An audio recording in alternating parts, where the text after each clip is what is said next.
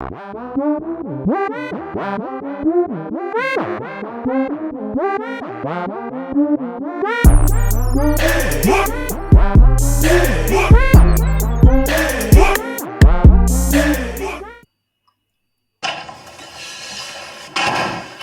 been? I told you I was I've been calling you for 2 hours. You're supposed to call me on your lunch break. I was at work. I've been calling you for 2 hours. Where have you been? You haven't been answering my call. You're supposed to call me on your lunch break. Matter of fact, let me see your phone. What's this? It's my phone. Your phone? You asked for it, right? Look through it. Unlocked? It's already unlocked. It's already unlocked? Yep. You want me to leave? No, I don't want you to leave. You know what, babe? I'm tripping. I trust you. I'm not gonna look through your phone. That's what I thought. We're gonna go through yours. How did you get my phone? Yes! No, it's mine! Women are way less committed to relationships than men. And this is why marriages are falling apart. But we're not allowed to say that. Seatbelts on. Buckle up. I will say it again. Women are less committed to relationships than men. Roughly 70% of divorces are initiated by women. They are willing to throw the towel in sooner. And the Nazis will try to convince you that women do this because of men. Because for them, the equation is always men equals evil. Now, imagine if we took men out of the equation entirely. Oh wait, we don't have to imagine that at all. We have that data. We have the divorce rates for lesbian couples. Lesbians have the highest divorce rates in the country. It turns out that if you have twice the women in a relationship, you also have twice the chance of divorce. You couldn't write it if you tried. Oh, there you go. You can't make this shit up. I tell you, hearing that stat never gets old because it holds so much weight and women have no argument against it. Because you can't blame men in that case. What's going on, YouTube? It's your boy Ron, back with another video. If you're new to the platform, welcome to the tribe. By the end of this video, I hope you subscribe. Now, I got a video of you guys of a woman admitting something very, very terrible. And before we play this video, I just want to let you guys know that the woman in the video isn't actually the woman that's a part of what she's going to be explaining, because when I looked at it, I could tell that it looked like she was reading off maybe a letter or a computer screen or an email or who knows. But it won't be the first or last time we heard a story like this. So without further ado, let's go ahead and jump into it. My husband won't let me come back home. Something happened. We have been married for 9 years. We have 4 children. 3 years ago, I started dating an ex until I got pregnant for him. I don't know what came over me. My husband knew about it, but the pregnancy reached 2 months. I went to live with the author of my pregnancy, leaving my husband and children. He treated me so well, and I just neglected my children. It was my husband alone who took care of the children with his major salary. Often he sent me messages while crying. The children also cried for me to come back, but I was happy to be with my ex. My ex offered me a project and I sold my plot, inheritance I got from my family, to invest all the money in it. One day I woke up and I didn't see my partner. He had left, leaving me with an 8-month-old pregnancy, just to suffer. I went back to my husband to apologize, to tell him I was sorry for all the mistakes, that it was the devil. But my husband and children wouldn't want to see me. Nobody seemed to understand what I went through. Please help me. How do I go about this whole situation? I really need to get back to my family. We really need to come back the way we used to be. Funny how they always spin the block once shit hit the fan, right? Ain't no way in hell I would allow that woman to come back. Ain't no way in hell. I'm like, your husband is doing the right thing. Because not only did you lose all that money that you invested in your ex, this man left you 8 months pregnant, and you expect your husband to just let you come back in open arms? Especially now that you having another man's baby during that time period? Hell to the no. So shout out to your husband for having some balls and staying on his square. And unfortunately, You lose. I don't think ain't no helping her. Best thing she could do is probably just go to her family that gave her that money and stay with them and just try to take care of that kid that you got on your own, and maybe visit your kids that you had with your husband and just hope that y'all can at least co-parent and make something out of that, because I think that's probably the best you're gonna get out of that situation, because ain't no going back to your husband. It's a wrap. But this next story might even be worse than this one. This is why paternity tests need to be mandatory. Check out this next video. How do I tell my husband that the 3 kids that I have are not biologically his? You lost me at 3. After the first one, okay, it's possibly a mistake. Okay, cool. But the second and the third, nah, I don't know how you go. Listen, and it's not even a triplet. It's not a. Good luck with that one. He gone. He is gone. You know what? Finish your story. Guys, I'm not trying to be judged. I'm not looking for negativity or harsh comments. Please save those to yourself because I'm already suffering enough. I'm only looking for helpful advice. How do I tell him? I made a mistake and this is probably going to destroy my marriage, but how do I tell him that our 3 kids are not biologically his? For context, my husband is an amazing man. Bought me this beautiful house, these wonderful rings, nice cars. He treats me and our kids amazingly. He's never cheated on me. He's just always been a good man. But the guilt is eating me alive, honestly. On days like this, it really gets the best of me, and I don't know how to resolve this problem. I mean, I'm scared he's going to divorce me. And then what? Then I lose everything. Like, how am I going to lose all the stability that I have? So I'm just really looking to see if anybody else has been in this situation and can give me some advice. I already know some of you are going to judge me and assume the worst of me, but I'm really a good person. I'm not going to let this mistake times 3 define me, because in my heart, I love my husband. I refuse to believe it. The part when she said she didn't want to hear any negative comments, that was translation for, I don't want anybody to hold me accountable. Just help me figure out a way how to get into the situation without losing my stability. Though this is the perfect example of the dual mating strategy, I can guarantee you that man that she had all 3 of those kids for, she's far more aroused and sexually attracted to that man than to her husband. But the man that impregnated her 3 times probably doesn't have the financial stability of her husband. So that's why she's over here trying to figure out how to get out of this pickle. Now, I will give her kudos for at least being willing to admit to him that none of these children are his. But ma'am, you just gonna have to make your bed and lie in it, because more than likely you are going to lose that new house that you just got, that he's providing for you, and the husband. Good luck. Let's keep it moving. Seeking attention outside of your marriage is extremely disrespectful. I said what I said.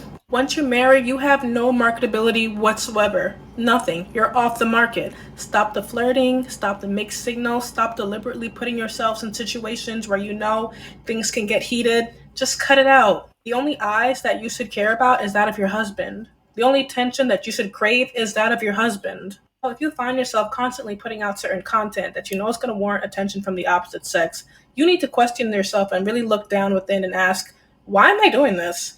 Am I craving the attention of my husband, or do I really crave the attention of other men? Because if I truly respected my husband, and if I respected myself, I'm not going to put what's meant for my husband's eyes on display for the whole world to see. And it has nothing to do with my husband being insecure, but it has everything to do with me respecting the boundaries within my marriage. Because I love my husband and I only care for his opinion and what he thinks, if he tells me to take something off, I'm going to take it off, period. If he tells me he wants me to wear something a little more often, I'm going to wear that a little more often. If he tells me he wants me to wear certain shoes or change up my hair, I don't know, anything. I'm just being hypothetical.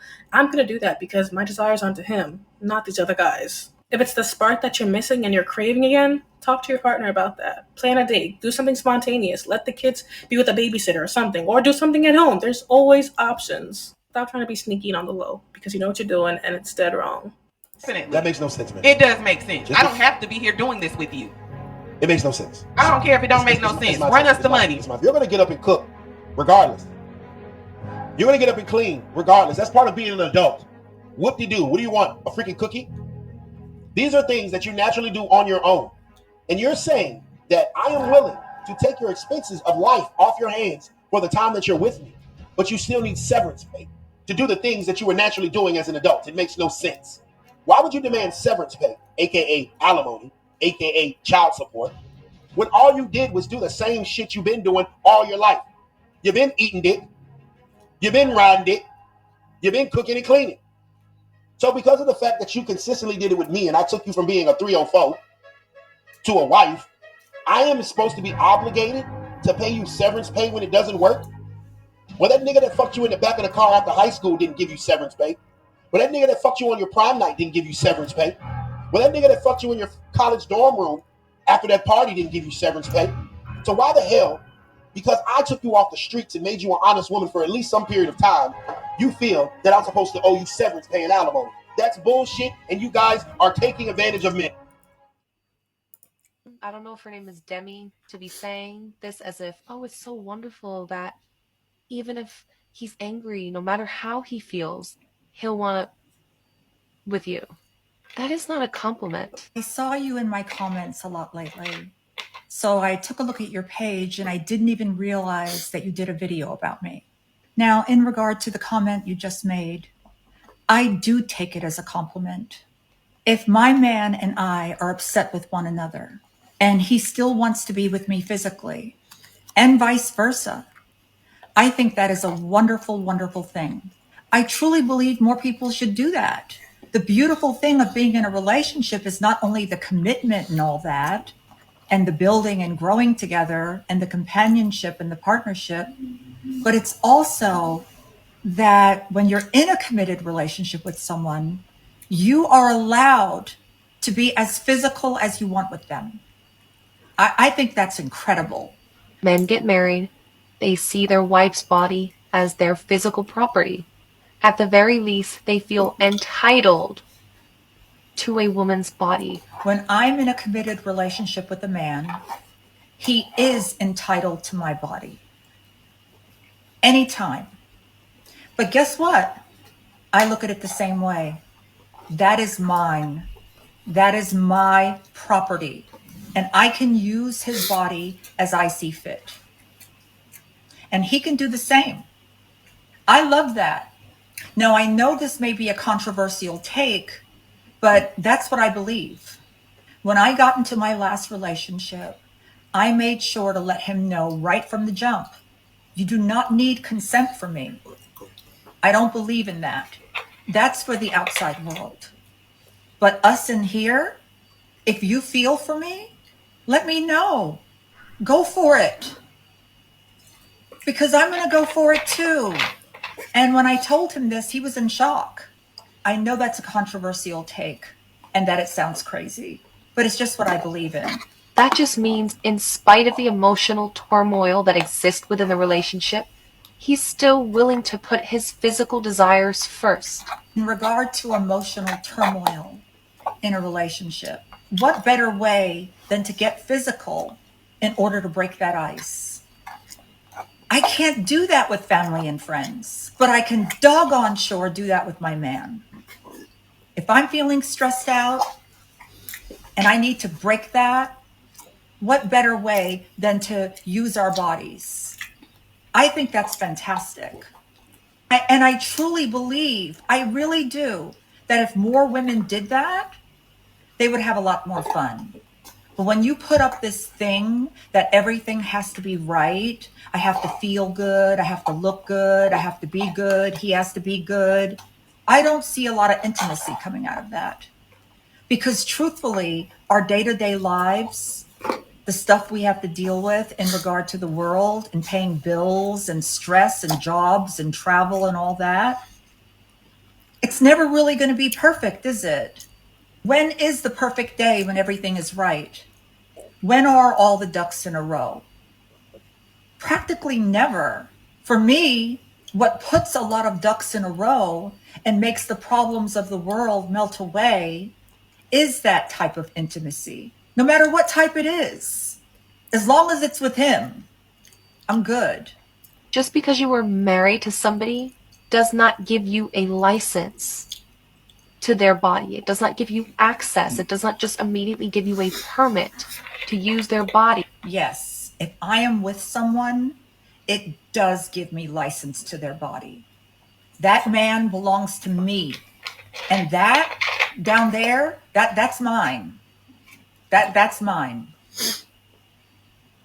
I should have access to that whenever I want, and vice versa. What I've got down there, that's his 100%. He's got his name on it.